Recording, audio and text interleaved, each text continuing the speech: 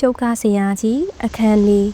မကောင်းဆိုးဝါးတကောင်ပူပန်ခြင်းအပြည့်နဲ့လျိုရှိယူထွက်သွားပြီးနောက်ပိုင်းတွင်လီနင်းဖန်မှသူ့ငင်းအေးသည့်ဘဝအားပြန်ဆက်သည်ဂီတဖန်တီးခြင်းတစ်ပင်ဆိုင်ပန်းပင်ဖြိုငါးမြချင်းတို့ဖြူကတခါတရံစိတ်ပါသည်တွင်ပကြီးနှင့်ကြပြားတို့ရေးဆက်သည်တရက်၌အနောက်ခြမ်းထဲသူငါးများနေကဘလက်ကီမှာသူ့ချီရင်လှဲလျောင်းရင်ငင်းချမ်းစွာသူ့အားကြည့်နေသည်ထူးဆန်းနေငါလာရင်ငါးချာရီအများကြီးထဲ့ပါတယ်ဘာကြောင့်ငါးများရလဲလီနင်းဖန်ငါးများတန်ကိုင်းရင်မျက်မှောင်ကျုံနေမိသည်ဘလက်ကီအားတန်တရားဝဲစွာကြည့်လိုက်ကမီးများအကုန်စားလိုက်တာလားငါရွှေငါးတွေထဲ့ထားတာမှတ်မိပါတယ်အခုတော့တကောင်းမှမတွေ့တော့ဘူးဘလက်ကီထခုံမိလိုက်ကမျက်ဝန်းကျဲကြီးများဖြင့်လူသားတစ်ယောက်အလားအသေးအတန်ခေါင်းခါရမ်းလိုက်သည်ထားပါတော့ငါတို့မြို့ထဲသွားပြီးငါးစာပစိုးပေါက်လေးသွားဝယ်ရတော့မယ်ထင်တယ်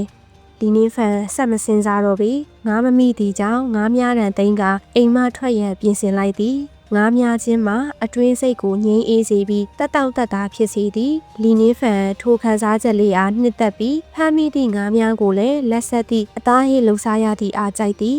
အကြောင်းမတိုက်ဆိုင်စားဖြင့်သူယနေ့ကံမကောင်းမီရှောင်းပိုင်းနေခဲ့ပြီးအိမ်ဆောက်ထားလိုက်ချစ်ရသောသခင်ရေစိတ်သားချလိုက်ပါထို့နောက်တွင်သူဘလက်ကီလီယာခေါ်ကတောင်အောင်ဆင်းလာသည်ထိုတောင်ပေါ်တွင်9နှစ်တာလုံးနေခဲ့ပြီးကျင့်ကြံသူတယောက်မဟုတ်သောကြောင့်ကဘာကြီးနှင့်ထိတွေ့မှုပျောက်ဆုံးသည်ဟုသူတွေးမိသည်လူသားများနှင့်ထိုများကြသည့်အထိအဆက်အသွယ်မရှိလျင်ယူသွားလောက်ပေသည်သူနေထိုင်သည့်နေရာနှင့်မနီးမဝေးတောင်အောက်တွင်ကျွေလွင်းမြို့တော်ဆိုသည့်မြို့လေးတစ်မြို့ရှိသည်ထိုနေရာတွင်တာမန်လူများသာနေထိုင်၍တခါတလေမှသာကျင့်ကြံသူများဖြတ်သွားတတ်သည်ကောလာဟာလာများအရာကျင့်ကြံသူများမှာကံအကြောင်းတိုက်ဆိုင်သည့်လူများကိုသူတို့၏တပည့်များအဖြစ်လက်ခံတတ်ကြသည်ဟုဆိုကြသည်။အိုးသခင်လေးလီယာဒီမှာပဲ။ဟေးသခင်လေးလီကျွန်တော်ရဲ့လက်ဆက်တဲ့ပေါင်မုတ်တွေကိုလာကြည့်ပါဦး။အလကားနော်။သခင်လေးလီအချိန်ရရဲ့လားနေနေချာချာနေသွားပါဦး။ဟုတ်သားသခင်လေးလီကျွန်တော်ခမည်းစီကအကြံဉာဏ်လေးတွေတောင်းစရာရှိတယ်။သူမြို့ထဲဝင်သည်နှင့်ရင်းနှီးသည့်လူများကနှုတ်ဆက်ကြသည်လွန်ခဲ့သည့်9နှစ်အတွင်းမြို့ထဲသို့မကြာခဏလာတတ်သည်သူသည်ကျင့်ကြံသူမဟုတ်တော့လဲစနစ်မှတင်ပေးသည့်အံ့ဩလောက်စရာပညာရက်များရှိသည်တခါတရံမြို့ထဲရှိလူများအားအမြင်ကျယ်ဝါအောင်မျှဝေတတ်ပေးသည်သူအသိပညာများဖြင့်လည်းနေမကောင်းသည့်လူများအားကုသပေးသေး၏များစွာသောလူများမှာသူအားကောင်းမွန်လေးစားစွာဆက်ဆံကြပေသည်လီနင်းဖန်ပြုံးလျက်လေးစားစွာပြန်လဲနှုတ်ဆက်လိုက်သည်ဈေးနေရာတော်တော်များများကိုသွားပြီးနောက်ငါးစာဆိုင်အရှိတွင်ရက်လိုက်လေသည်သခင်လေးလီငါးစာလာဝယ်ပြန်လာလားဆိုင်ပိုင်ရှင်မှသူ့အားအပြုံးဖြင့်ကြိုဆိုလာ၏သူလီနင်းဖန်အားကောင်းကောင်းသိလေသည်လီနင်းဖန်ခေါင်းငိမ့်လိုက်ပြီးဒီတစ်ခါမြဝယ်သွားမယ်ဝယ်နေကြထက်နှစ်ဆပေးပါ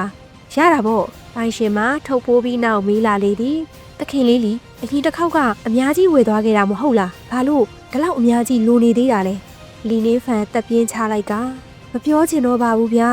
ကန်ထဲကိုငါးစာပစိုးစိတ်လေးအများကြီးထည့်ခဲ့တာမှတ်မိပါတယ်ဒါပေမဲ့ငါးတစ်ခေါက်မှမဖမ်းမိဘူးတဲ့လေပိုင်ရှင်မတုတ်ဆိုင်သွားပြီးလေးနက်သည့်လေးတန်ဖြင့်တတိပေးသည်သခင်လေးလီဒါတော့ထူးဆန်းတယ်ကျွန်တော်လေးဒီလိုထင်နေတာ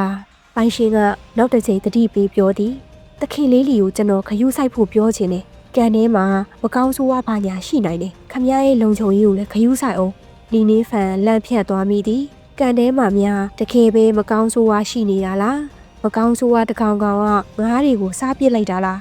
သူလန့်တော်လဲထိုနေရာတွင်9နှစ်နီးပါးနေခဲ့သည့်ကြောင့်ပြောင်းဖို့ခတ်သည်သူပြောင်းချင်နေတော့ညီသည့်နေရာသို့တွားနေရမည်မှမသိချေသခင်လေးလီဒီမှာလိတ်တစ်ကောင်ရှိတယ်ဒီလိတ်ကညနေတိုင်းရေပြင်းနဲ့ကမ်းပေါ်တက်ပြီးတော့နေပူစာလှုံတက်တဲ့အမျိုးစားဗျဒါကိုခမားကန်နဲ့ထည့်ထားလိုက်ရှိနေသေးရင်တော့ခမားရေကန်လုံချုံပြီးပဲပိုင်ရှင်ကအကြံပေးလာလေသည်လိတ်ကိုအတုံးချပြီးကန်အားစစ်ဆေးသည့်ဤပင်၎င်းသာကန်ထဲမရှိတော့ဘူးဆိုရင်တော့မကောင်းဆိုးဝါးစားခံလိုက်ရသည့်သဘောပဲလီနင်းဖန်၏မျက်လုံးများအယောင်တောက်သွား၏ဟုတ်သားဒါဆိုကျွန်တော်ဒီလိတ်ကိုဝယ်သွားလိုက်မယ်သခင်လေးလီခမားကြောင့်သာမဟုတ်ရင်ကျွန်တော်ဆိုင်ပိတ်လိုက်ရတာကြာပါပြီဒီလိတ်ကငယ်သေးပြီးတော့အဖိုးတန်တာလည်းမဟုတ်ပါဘူးအလကားသာယူသွားပါဗျာနောက်ဆုံးတွင်ငါးစာဝယ်ရေးလိတ်အားအလကားရလိုက်လေသည်လီနင်းဖန်ကငါးစာနှင့်လိတ်အားလက်ထဲတွင်ကိုင်ကကန်ထဲရှိမကောင်းဆိုးဝါးအားစစ်ဆေးရန်အသင့်ရှိနေလေသည်သူမျိုးအဝင်ဝါသို့ပြန်ရောက်ချိန်တွင်လူများစုယုံနေကြောင်းသတိထားမိလိုက်သည်လူအုပ်အလဲတွင်တော့အမျိုးသမီးကြီးတစ်ယောက်မှမြေပြင်၌တောကရီဝေစွာထ ထိုင်နေခဲ့လေသည်လီနေဖန်အနားသွားကမေးလိုက်လေသည်ဒေါ်လေးကျန်းဘာဖြစ်လို့လဲဒေါ်လေးကျန်းမှာစိတ်ထားကောင်းသည့်အမျိုးသမီးတဦးပင်လီနေဖန်ကြင့်ကြံခြင်းကဘာသို့ရောက်ပြီးနောက်သူမကသူ့အားတော်တော်များများအကူအညီပေးခဲ့သည်သူမလီနေဖန်အားမြင်နေတွင်မျက်ဝန်းများတဲ့မျောလင်းချက်ရောင်ကြီးတို့တောက်ပါလာသည်တခင်လေးကအရေးအချင်းရှိရဲ့လူပါကျေးဇူးပြုပြီးနန်းကိုကဲပေးပါဦးသူ့ကိုမကောင်းဆိုးဝါဖမ်းခေါ်သွားတယ်နန်းကိုမကောင်းဆိုးဝါဖမ်းခေါ်သွားတယ်ဟုတ်လားလီနေဖန်တုံလို့သွားကစိုးရိမ်စွာမေးလိုက်လေသည်သူ့စိတ်ထဲချစ်စရာကောင်းပြီးအမြဲတစေတွက်ကြွနေသည့်ကောင်မလေးတဦးအားတွေးမိလိုက်သည်သူမ၏ချစ်ဆက်မီနှစ်ခုအားသူကောင်းစွာမှတ်မိသည်သူ့အားမြင်တိုင်းအကိုကြီးဟုခေါ်တတ်ပြီးချစ်ဖွယ်ကောင်မလေးတဦးပင်ဒေါ်လေးကျန်ခမရအကြောက်လို့နေပြီတခင်လေးလီကအမြင်ကျဲပေမဲ့လေကားပဲလူပဲလေအဲ့ဒီကိုလှုပ်ဖို့ကသူ့အတွက်အရန်အနေရများတယ်ဟုတ်တယ်ဒေါ်လေးအစိုးရိမ်လို့နေပြီထင်တဲ့ကျင့်ကြံသူ၃ယောက်ကတောင်ပေါ်တက်သွားတယ်မဟုတ်လားသူတို့ကနန်းကိုတေချာပေါက်ကဲမှာပါသူတို့ကတာမန်လူတွေမဟုတ်ဘူးနန်းအဆင်ပြေမှာပါဟာလူလောကကြီးလေဘာကြောင့်မကောင်းဆိုးရတွေကကျွေလေးမျိုးကိုဒုက္ခပေးနေရတာလဲလူအုပ်ကြီးမှာစကားကိုစီနေကျွညံသွားခဲ့သည်သူတို့မှာကုညီခြင်းတော့လဲမတက်နိုင်ပေဒီနေဖန်ခဏတာတွေးလိုက်ပြီးနောက်သူမအားနှစ်သိမ့်လာလေသည်အန်တီကျန်မကြောက်ပါနဲ့ကျွန်တော်သွားပြီးကြည့်လိုက်မယ်နန်းကိုဒီနေ့ပြန်ခေါ်လာမယ်လို့ကတိပေးပါတယ်ကျေးဇူးပါပဲတခင်လေးလီရဲ့ကျေးဇူးပါပဲအန်တီကျန်းမှာသူ့အားယုံကြည်သည်သူမကကြင့်ကြံသူ၃ယောက်ထက်လီနေဖန်အားပုံမူယုံကြည်ဟန်မြင်ရလေသည်တခင်လေးလီမကောင်းဆိုးရတွေကမိစ္ဆာဆန်နဲ့အရန်အနေရများတယ်ဟုတ်တယ်ငါတို့ကတာမန်လူတွေပဲလေဒီကိစ္စ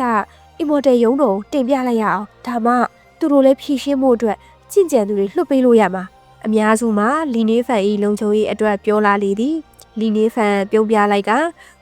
ခုနကကြင့်ကြံသူ၃ယောက်တက်သွားတယ်မဟုတ်လားကျွန်တော်ကိုညီနိုင်မလားလို့သူတို့နောက်လိုက်သွားရုံလေးပါပဲစိတ်ပူပေးတဲ့အတွက်ကျေးဇူးတင်ပါတယ်လီနေဖန်သူ့စိတ်အားပြင်ဆင်ပြီးလေပြီတီနေရအားမေးပြီးနောက်ထိုနေရာမှထွက်လာခဲ့၏မကောင်းဆိုးဝါမှထိုတောင်မှဝဝေးမပြေချေ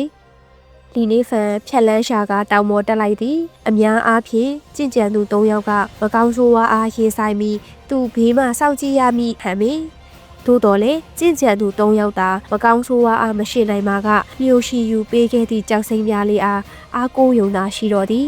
မြို့ရှိယူကအစင်မြင့်သည့်ကြင့်ကြံသူဖြစ်မှန်တည်သည့်အတွက်၎င်းကလိုအပ်လာလေကူညီနိုင်မည်ဟုသာမျှော်လင့်ယုံသာတတ်နိုင်ပေသည်ဒီနေဖန်ကြောက်စိတ်ကိုဖေးဖယ်ကလျင်မြန်စွာပြေးသွားသည်မကောင်းဆိုးဝါများကလူသားများအားစားတောက်ကြောင်းသူကြားဘူးသည်သူသာစက္ကန့်အနည်းငယ်နောက်ကျသွားပါကနန်းအားမကောင်းဆိုးဝါစားသွားနိုင်သည်နန်းအသက်ရှင်အောင်နေပါဒီနေဖန်ရေရွတ်လိုက်လေသည်ထိုစဉ်ရုတ်တရက်လက်ကီမှာသူ့အားကြော်တက်သွားပြီးအနက်ရောင်အရေးတစ်ခုအလားလင်းမြန်စွာပြေးထွက်သွားလေသည်လက်ကီမင်းဘာလုပ်တာလဲအခုဝေရှုံးရမယ့်အချိန်မဟုတ်ဘူးရက်စမ်းမြင်ကွင်းထဲမှပျောက်ကွယ်သွားသည့်ဖလက်ကီအားလီနေဖန်စိုးရိမ်စွာလှမ်းអော်လိုက်သည်တစ်ဆက်တည်းသူစိတ်ပူဒေါသထွက်သွားရ၏တခွေးကတုံးဒီကောင်အရင်အသက်ခံမှုပြေးသွားတာလား